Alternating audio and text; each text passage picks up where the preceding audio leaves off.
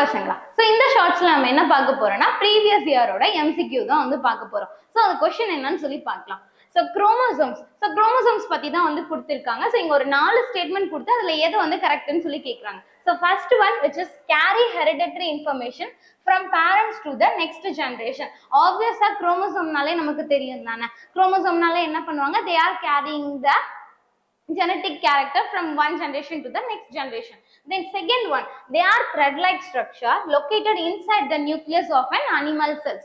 So chromosomes எப்படி இருக்கும், which is a thread-like structure தான். அது inside தான் வந்து present ஆகி இருக்கும். ஓகேங்களா, nucleus குள்ள. So first statement true, second statement true.